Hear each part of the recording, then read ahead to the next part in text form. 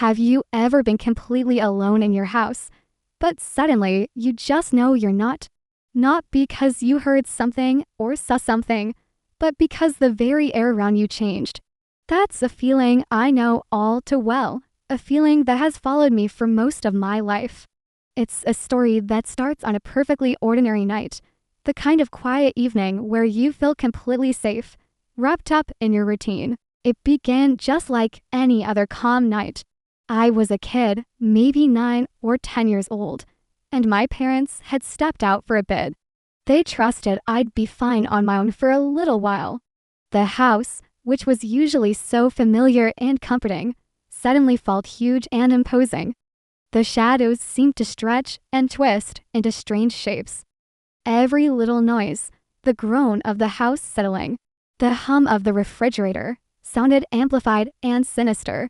I tried to tell myself it was just my imagination running wild, that being alone was making me jumpy.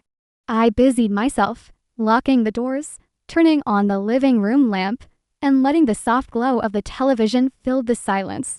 The ticking clock on the wall was supposed to be a comfort, its steady rhythm a sign that everything was normal. I made myself some tea, curled up on the couch, and did my best to convince myself that I was completely, totally alone. But then, something shifted. It wasn't a loud noise, not a visible shadow, just a deep, primal certainty that settled in my chest. The space had changed. Have you ever felt your body understand danger before your brain catches up? My breathing got shallow, my muscles went rigid, and every fiber of my being was focused on one thing, listening. The house no longer felt empty. It felt occupied, but in a way I couldn't name or understand. The feeling was so intense, so real, that I couldn't move.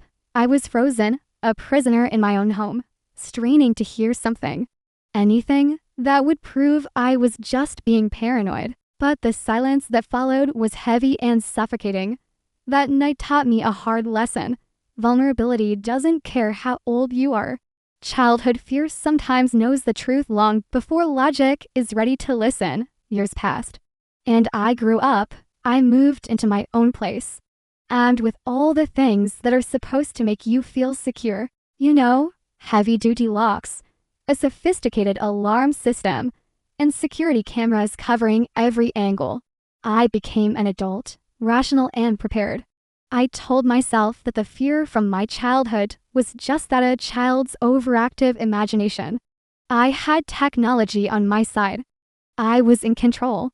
My home was my fortress.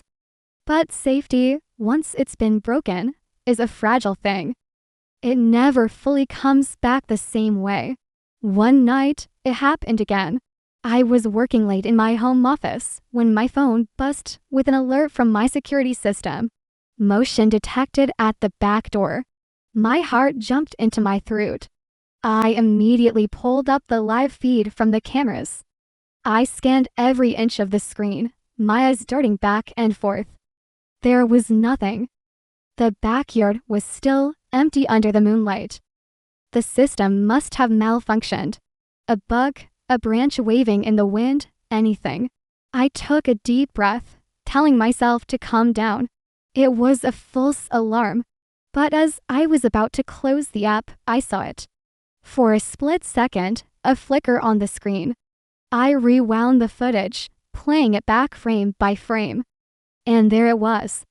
A shadow, dark and undefined, moved swiftly across the edge of the patio, just out of the camera's main view. It was there for a single, terrifying instant, and then it was gone. My blood ran cold. This wasn't a glitch. This wasn't a bug.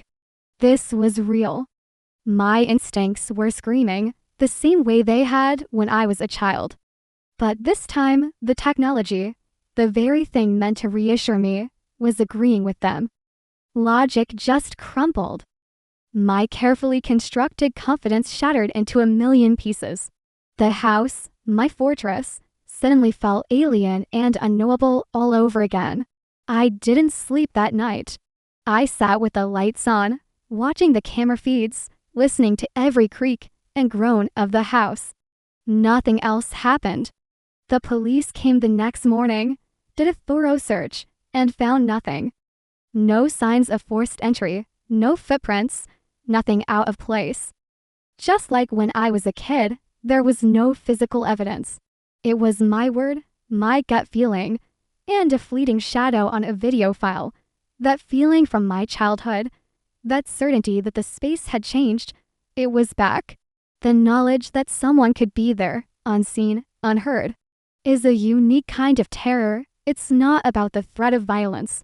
It's about the violation of your sanctuary. That's the chilling realization that locks and alarms only protect you from the dangers you can see. What do you do about the ones you can only feel? Even now, years later, that night follows me. The smallest, most insignificant sound makes me pause. A floorboard creaking upstairs, a faucet dripping, the wind rattling a window pane. I double-check the locks, sometimes 3 or 4 times before I can relax. I leave lights on in rooms I'm not using, creating little islands of safety in the darkness. The silence of an empty house is no longer a comfort, it's a canvas. And my mind is always waiting to paint something terrifying on it. Have you ever had that experience where you just know something is wrong? Where you feel a presence that has no right to be there? It changes you. It rewires your sense of what alone truly means. It's a quiet, personal horror that lives in the back of your mind. That's the ghost that doesn't rattle chains, but simply changes the feeling of a room. It's the constant, low-level hum of anxiety, the knowledge that the barrier between safe and unsafe is thinner than we think.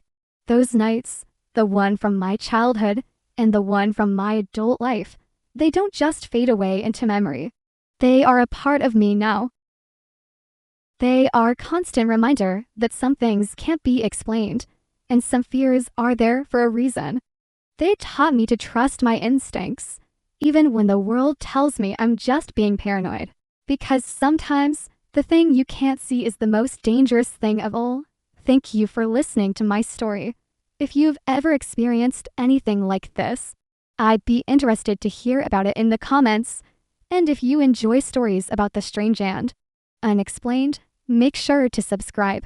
You never know what's lurking in the quiet.